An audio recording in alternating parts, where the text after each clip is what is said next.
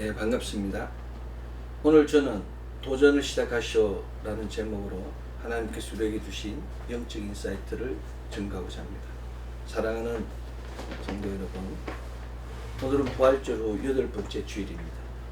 우리는 어깨, 귀신, 태양, 달숨, 별따, 땅, 딧의 여전을 넘어 어둠의 신압 단계인 어둠을 깨트리고 자립을 심은 후 이제 빛의 심화 단계인 도전의 여정으로 들어가야 합니다.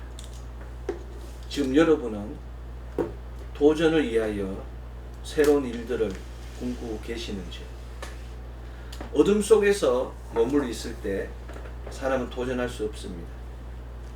길이 보이지 않고 방향이 보이지 않고 목적이 보이지 않기 때문입니다. 그러나 이 어둠에 빛이 들어오는 순간 우리 영혼은 다른 세계를 봅니다. 이전에는 보지 못했던 가능성이 보이고 듣지 못했던 부르심이 들리고 느끼지 못했던 소망이 솟구칩니다. 욥은 고난과 환난이 임한 후 욥기 1장 21절 이르되 내가 모태에서 알몸으로 나왔사온즉 또한 알몸이 거리로 돌아갈지라 주시니도 여호와시요 거두시니도 여호와시니 여호와의 이름이 찬송을 받을지이다에 놀라운 믿음의 고백을 했습니다. 정말 놀라운 믿음입니다. 그러나 욥의 이 믿음의 고백은 그저 입술의 고백에 불과했습니다. 그는 이 고백 이후에도 자기 의를 강조하며 자기 믿음을 강조하며 친구들과 41장까지 계속해서 변론하고 주장하였습니다. 이것이 자기 믿음입니다. 이 믿음이 있으면 하나님을 만날 수 없습니다. 하나님께서는 욥에게 네가 리우야단을 아느냐, 리우야단을 낚시로 잡을 수 있느냐, 노끈으로 그 혀를 묶을 수 있느냐, 그 껍질을 비늘을 덮칠 수 있느냐라고 천하에 알지 못하는 일들을 이야기하였습니다. 하나님의 그 음성을 듣고 욥은 비로소 고백합니다. 욥기 42장 3절 나는 깨닫지도 못한 일을 말하였고 나는 스스로 알 수도 없고 헤아리기도 어려운 일을 말하였나이다 라고 고백합니다. 자기가 깨닫지도 못한 일을 말한 것입니다. 알지도 못한 일을 말한 것입니다. 욥은 비로소 그때 자기의 의를 내려놓고 하나님께 고백하는 것입니다. 그리고 비로소 오늘 구약성서 본문 욥기 42장 5절로 6절 내가 주께 대하여 귀로만 듣기만 하였사오나 이제는 눈으로 주를 배웁나이다. 그러므로 내가 스스로 거두어 드리고 디스파이스하고 티끌과 제 가운데에서 회개하네 리펜트 한다고 고백하며 자신이 죄인임을 인정했습니다. 이제 믿음이 제자리로 돌아오기 시작한 것입니다. 자기 믿음 자기의로 가득 찬 욥이 자기의를 내려놓는 그 고백 이후에 얻은 도전의 열매가 바로 오늘 구약성서 본문의 말씀입니다. 이것이 믿음입니다. 지금도 많은 사람들이 깨닫지도 못한 일을 말하고 알지도 못한 일을 말하며 사람들에게 드러내기를 좋아하는 사람들이 많습니다. 정말 부끄러운 일입니다. 자신이 주관적으로 아무리 자신의 믿음이 최고라고 생각할지라도 회개가 없는 믿음은 믿음이 아닙니다. 욥은 고난과 환난의 골짜기와 산들과 강들과 개울들을 지난 후에 비로소 자신의 위치와 자신의 상태를 볼 수 있었습니다. 우리 역시 마찬가지입니다. 욥은 오늘 구약성서 본문 욥기 42장 5절 내가 주께 대하여 귀로 듣기만 하였사오나 이제는 눈으로 주를 배움나이다고 고백하며 비로소 자신이 평생 섬긴 그 하나님을 만날 수 있었습니다. 정말 어이없는 일입니다. 믿음 좋다고 자부한 욥이 재산, 자식, 부인, 친구들 다 잃은 후에 비로소 문이 열린 것입니다. 이것이 믿음의 로드맵입니다. 믿음의 로드맵이 중요합니다. 믿음의 로드맵은 하나님을 믿는 것으로 끝나는 것이 아니라, 하나님의 말씀을 듣는 것으로 끝나는 것이 아니라, 하나님을 믿고 하나님 말씀을 믿고 또 하나님을 비로소 만났을 때, 그때 자신의 상태를 볼 수 있고 자신의 상태를 인정할 수 있게 되는 것입니다. 내가 죄인이라는 것을 인정해야 됩니다. 내가 무죄하다는 것을 인정해야 됩니다. 내 안에 죄가 있음을 인정해야 되는 것입니다. 이 땅에서 가장 믿음이 좋아 사탄까지 시험의 대상으로 삼은 욥도 오늘 구약성서 본문 욥기 42장 5절로 6절, 내가 주께 대하여 귀로 듣기만 하였사오나 이제는 눈으로 주를 배웁습니다. 그러므로 내가 스스로 거두어드리고 티끌과 제 가운데에서 회개하나이다 라고 고백하였음을 정확하고 분명하게 기억하여야 합니다. 믿음은 누구도 단정할 수 없으며 믿음은 누구도 평가할 수 없습니다. 출애굽기 2장 11절 15절은 모세가 살인을 저지른 후 광야로 도망쳐 40년을 방황했다고 증거하고 있습니다. 그 후 모세는 미디안 광야에서 40년 동안 양을 치며 아무도 보지 않는 들판에서 하나님 앞에 진실함을, 성실함을 쌓았습니다. 출애굽기 3장 1절과 사도행전 7장은 스데반의 설교에서 정확하게 증거하고 있습니다. 엘리야 역시 마찬가지입니다. 엘리야는 절망 중에 무릎 꿇고 기도하였다고, 하나님의 음성을 기다렸다고 열왕기상 18장 기록하고 있습니다. 에서도 역시 왕의 궁궐 속에서 조용히 민족의 때를 준비하였다고 에스더서 2장과 4장은 정확하게 증거하고 있습니다. 다윗은 기름 부음을 받고도 수년간 광야를 떠돌며 사울의 창을 피해야 했습니다. 사무엘상 18장과 22장과 23장은 정확하게 사울의 창에 대해서 기록하고 있습니다. 그들은 모두 패배자였으며 그들은 모두 범죄자였으며 그들은 모두 도망자였습니다. 우리가 믿음의 선진자로 생각한 그들이 모두 패배자이며 범죄자이며 도망자였음에도 불구하고 그들의 영적인 도전은 멈추지 않았습니다. 다윗은 그 도망치며 광야에서 하나님을 찬양하였습니다. 시편 63편 1절, 하나님이여 주는 나의 하나님이시라. 내가 간절히 주를 찾되 물이 없어 목이 마르고 황폐한 땅에서 내 영혼이 주를 갈망하며 내 육체가 주를 앙무하나이다라고 하나님을 찬양하였습니다. 엘리야는 노뎀나무 아래에서 죽기를 구하다가 그 하나님의 음성을 들었습니다. 열왕기상 19장 5절로 7절은 노뎀나무 아래에 누워 자더니 천사가 그를 어루만지며 그에게 이르되 일어나서 먹으라 하는지라. 본적 머리맡에 숯불에 구운 떡과 한 병 물이 있더라. 이에 먹고 다시 자니 누웠더니 천사가 또다시 와서 어루만지며 이르되 일어나 먹어라. 내가 갈 길을 다 가지 못할까 하노라 라고 기록하고 있습니다.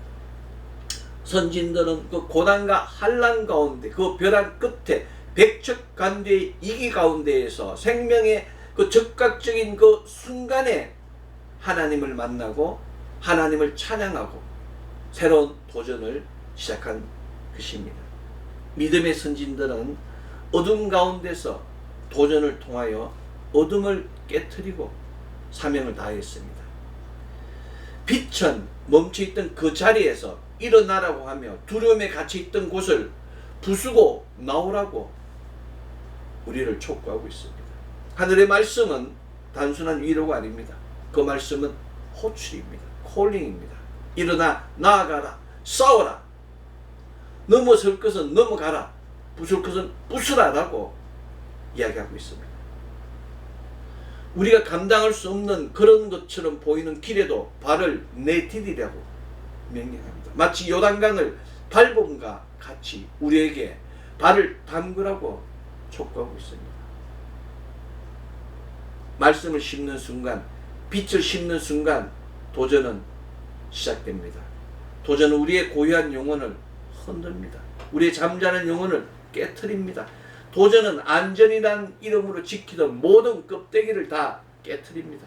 도전은 과거의 실패를 끌어내고 오래된 상처를 찔러 깨웁니다.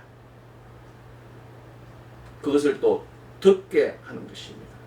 우리 모두는 오직 자신만이 아는 어둠의 페르소나를 가지고 있습니다. 이 어둠의 페르소나로 말미암아 우리는 알게 모르게 상처받고 알게 모르게 고통받고 있는 자입니다.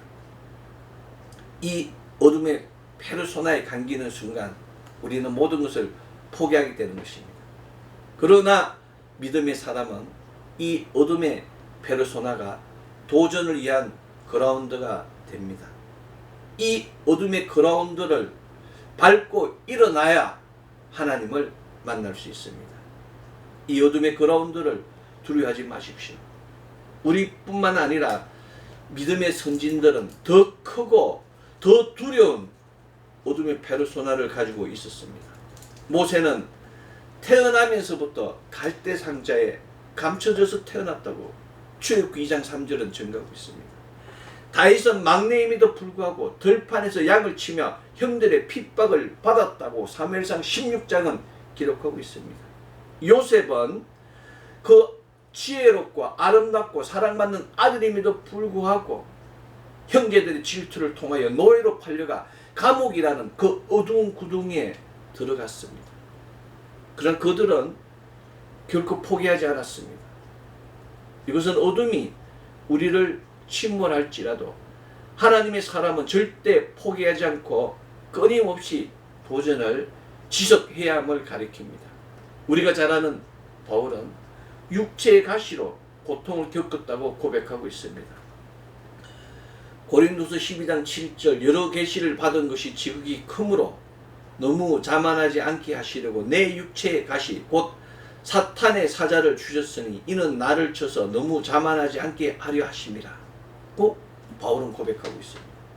바울은 수없이 매맞고 수없이 감옥에 갇힌 아픔을 겪었습니다.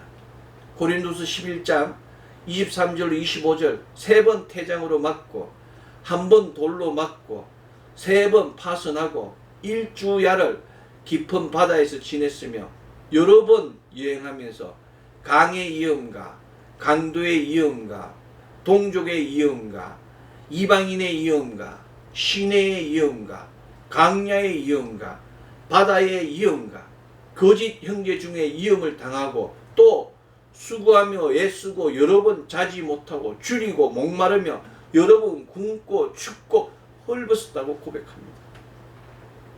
그러나 바울은 그 상처를 숨기지 않았습니다.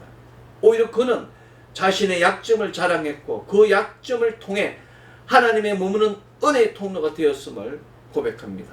오늘 신약성서 본문 고린도서 2장 10절 그러므로 내가 그리스도를 위하여 약한 것들과 능욕과 궁핍과 박해와 공고를 기뻐하오니 이는 내가 약한 그때 when I am weak 강함이라 then I'm strong이라고 정확하고 분명하게 증가했습니다. 우리 주 예수 그리스도 역시 마찬가지입니다. 예수께서도 찔리고 채찍에 맞고 조롱받고 예면당하셨다고 마태복음 27장 기록하고 있습니다. 베드로는 예수를 3번 부인하고 절망의 밤을 보냈습니다. 누가복음 22장 61절 62절은 베드로의 부인을 1.1획도 빼지 않고 기록하고 있습니다. 따라서 이 어둠 속에서의 도전은 회복을 위한 것입니다. 어둠 속에서 빛을 심고 도전을 시작하여야 합니다.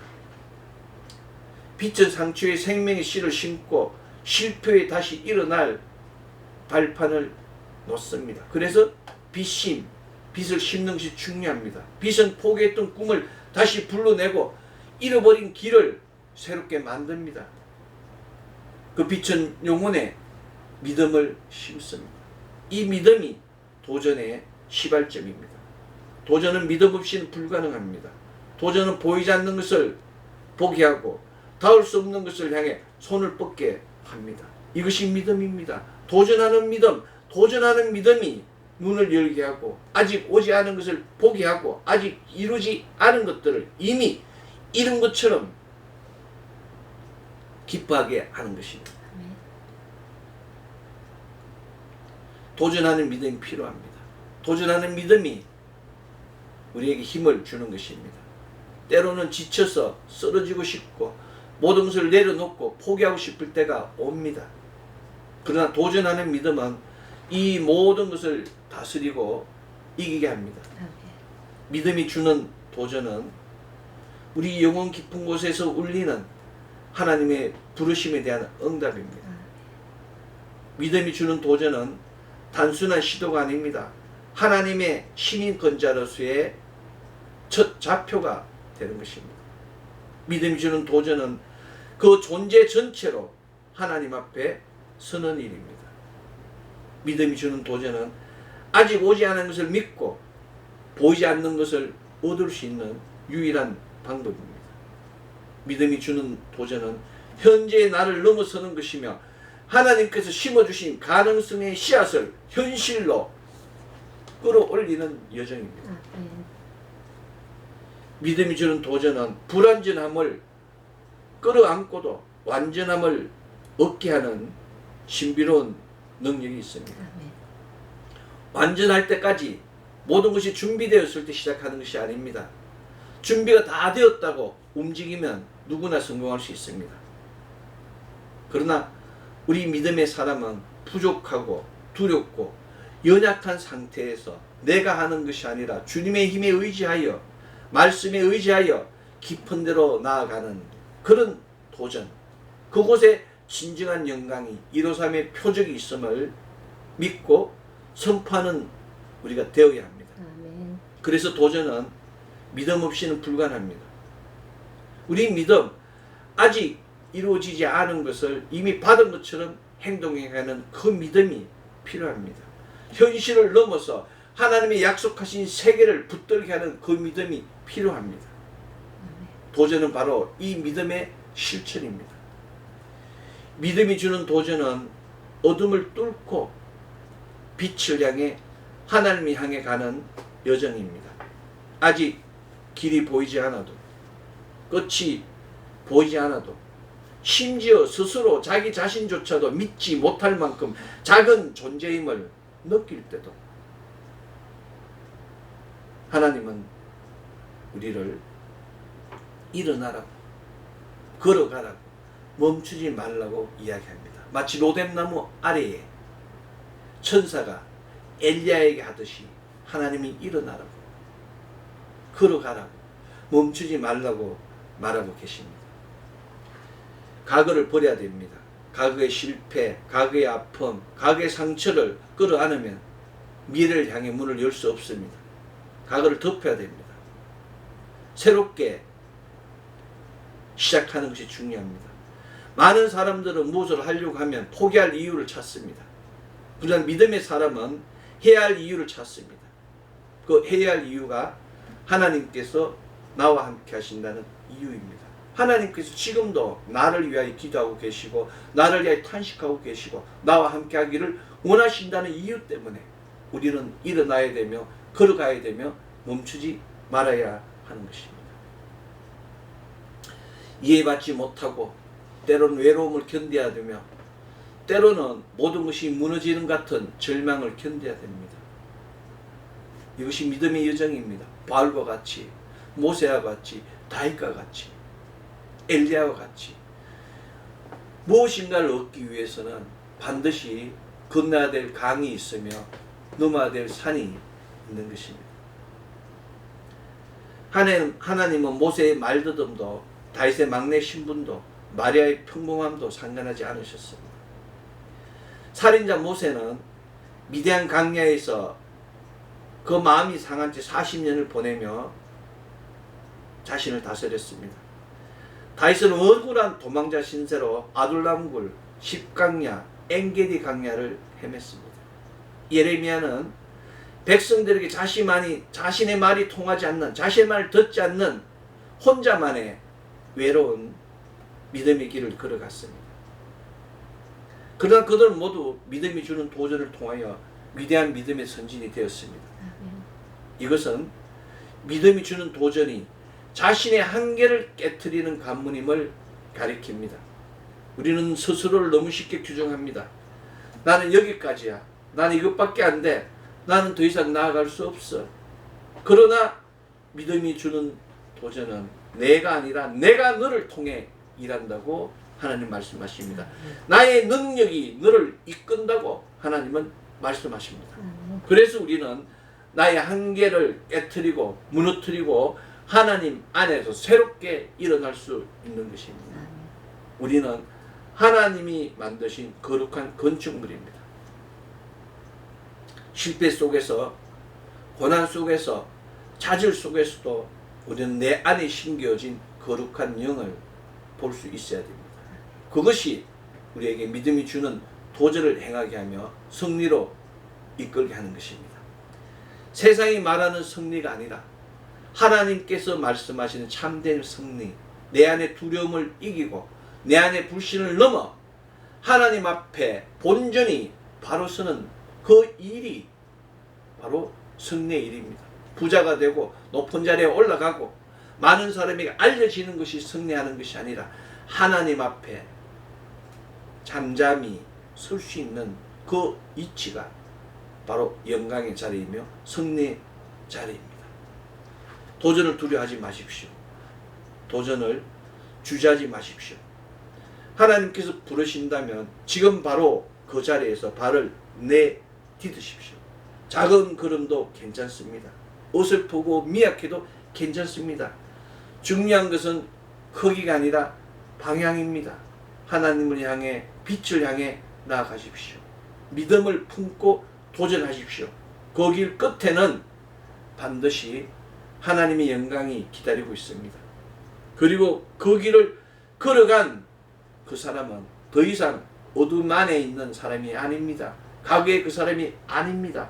새롭게 하나님 앞에서 다듬어진 새로운 건축물이 새로운 하나님의 사람으로 거듭나게 되는 것입니다.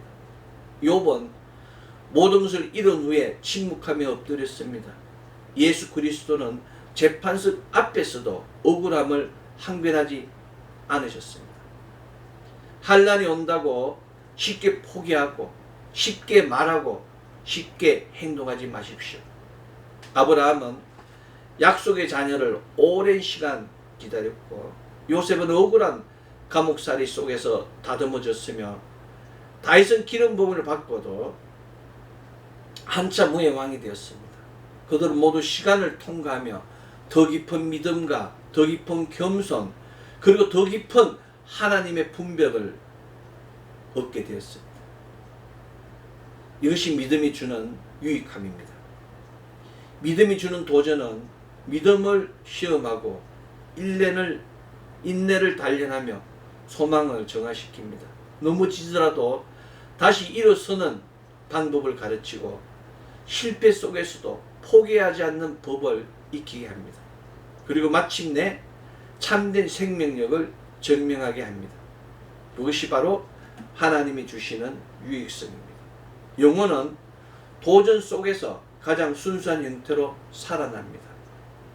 안주할 수 있는 길을 거부하고 편안함을 버리고 오직 부르심 하나만을 붙들고 전진하는 삶, 그것이 진정한 영적 도전의 길입니다. 믿음이 주는 도전을 두려워하지 마십시오. 믿음이 주는 도전은 실패의 위험을 품지만 그 실패를 다스릴 수 있는 능력도 함께 배우게 합니다. 믿음이 주는 도전은 아픔을 동반하지만 그 아픔을 치유할 수 있는 위로도 배우게 됩니다. 믿음이 주는 도전은 길을 잃게 하지만 그 길 잃은 것을 찾게 하는 능력도 새롭게 얻게 합니다. 사랑하는 성도 여러분, 고난이 도전을 삼키려 하지만 흔들리지 마십시오. 고난 속에서 하나님 주시는 새로운 길을, 새로운 방법을 찾으십시오. 절망은 도전의 불을 꺼트리고 합니다. 넘어지면 도전을 멈추게 합니다. 그러나 도전하십시오. 두려워도 연약해도 실패할까 떨려도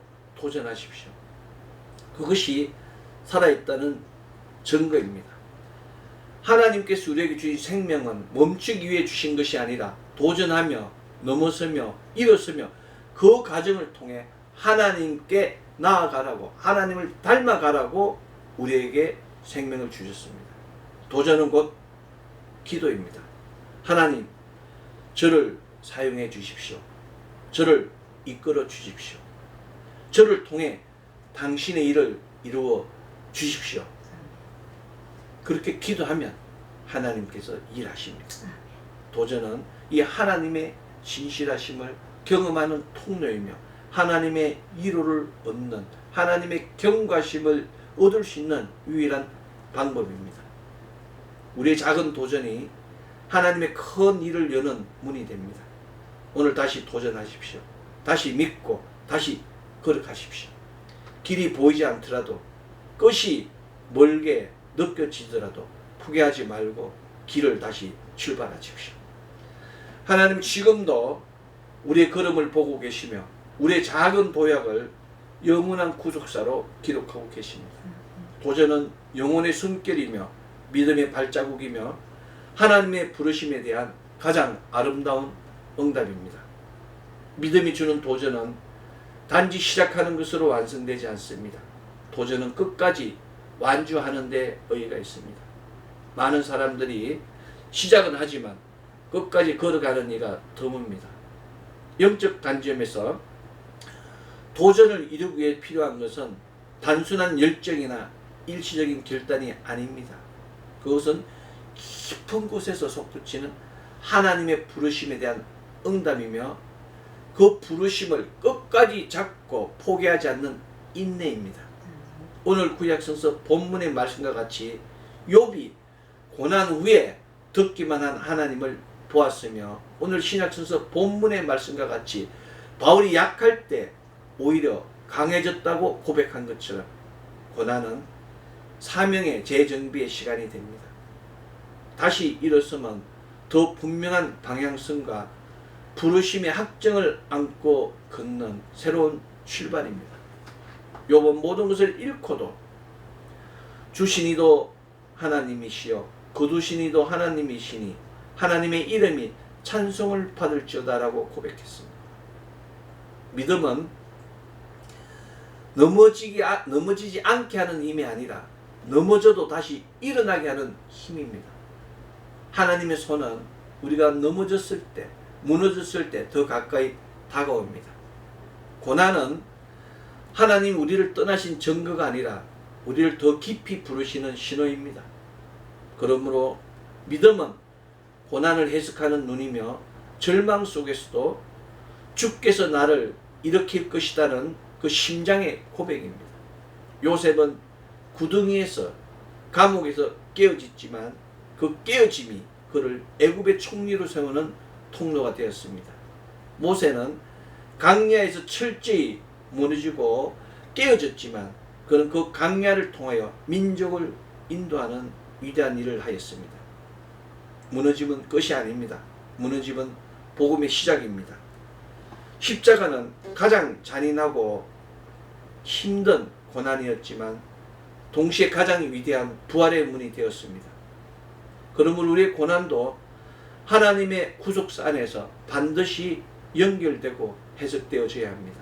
그날이 오면 우리가 눈물로 심은 씨앗들이 얼마나 귀한 열매를 맺었는지를 알게 될 것입니다. 하나님 우리를 결코 홀로 두지 않으십니다. 그분은 함께 걸으십니다. 함께 울고 함께 웃고 함께 이끄십니다. 그리고 마침내 우리는 깨닫게 됩니다. 내가 이룬 것이 아니라 우리가 이룬 것이 아니라 하나님께서 우리 안에서 이루셨다는 것을 깨닫게 됩니다. 그래서 우리는 오늘 다시 걸어가야 합니다. 비록 길이 멀고 힘겨워 보여도 하나님 우리하고 함께 계심을 믿으시고 나아가십시오.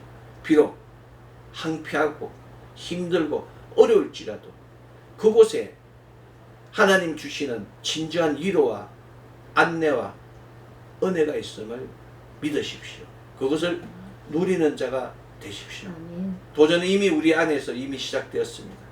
그리고 하나님의 신실하심으로 반드시 성취될 것입니다. 오늘 구약에서 본문 욥기 42장 5절로 6절 내가 주께 대하여 귀로 듣기만 하였사오니 이제는 눈으로 주를 배움나이다. 그러므로 내가 스스로 거두어 드리고 티끌과 재 가운데서 회개하나이다의 말씀과 같이 귀로 듣던 주님을 만나 자신의 죄됨을 고백하고 영적 거듭남을 통하여 욥과 같이 4배의 축복이 넘치는 우리 모두가 되어야 합니다. 오늘 신약성서 본문 고린도서 12장 10절 그러므로 내가 그리스도를 위하여 약한 것들과 능욕과 궁핍과 박해와 공고를 기뻐하노니 이는 내가 약한 그때의 강함이라의 말씀과 같이 약한 것들과 능욕과 궁핍과 박해와 공고를 원망하고 불평하는 것이 아니라 기쁨으로 인정하는 큰 믿음을 통하여 약함이 강함이 되는 놀라운 역사가 넘치는 우리 모두가 되어야 합니다. 눈에 보이지 않아도 귀에 들리지 않아도 손에 잡히지 않아도 흔들려도 넘어져도 이 땅 위에 믿음이 주는 도전을 시작함을 통하여 하늘의 신령한 것과 땅의 기름진 열매가 차고 넘치는 우리가 되어야 됩니다. 도전을 심고 믿음으로 다시 시작하십시오. 이제 우리는 이 어두운 세상, 이 암울한 세상, 이 세상 속에서 믿음이 주는 도전을 통하여 착하고 충성된 종의 소명을 다해야 됩니다. 이로부터 부어지는 기름 부음을 통하여 기르는 양들의 그 생명의 떨림을 주도하며 우리 주 예수 그리스도의 다시 오심을 준비하는 선한 정직의 소명을 다해야 합니다. 지금 힘들고 어려울지라도 욥과 같이 모든 것을 내려놓고 깨어지고 말씀을 받고 기다리고 순종하고 상처를 품고 기도하여 하나님 우리 안에 심어주는 그 놀라운 축복을 먹고 마시는 누리는 천국 시민권자가 되어야 됩니다. 2025 부활절 8번째 주일 믿음이 주는 도전을 통하여 약한 그때가 강함이 되며 막힌 담이 해파되며 고인 문제가 풀리고 열리고 해결되며 지치고 상처난 심령이 회복되며 각종 질병들이 치유되며 물질의 문이 열려서 먹고 마시고 움직이고 행하는 모든 것에 걸림이 없고 막힘이 없는 시온의 대로 같은 복의 복이 넘치며 우리 주 예수 그리스도의 은혜와 이루와 안식이 넘치는 가정, 자녀, 기업 되기를 소망합니다. 아멘. 기도하겠습니다. 사랑과 은혜와 자비와 풍성하신 아버지 하나님 감사합니다. 오선절로 8번째 주일 귀한 예배를 허락하여 주시고 제단에서 은혜 나누는 생명수로 우리를 충만케 해주시며 감사드립니다. 우리의 상한 심령들을 우리의 죄됨을 주께서 다 기억하여 주시고 우리 주 예수 그리스도 보배는 피로 정결케 해주시고 거룩한 기름 부음으로 회복시켜 주시고 하나님의 놀라운 그 사랑으로 온전히 채워주시며 감사드립니다. 우리는 너무나 힘들고 어렵고 아픈 가운데 있습니다. 하나님 우리의 모든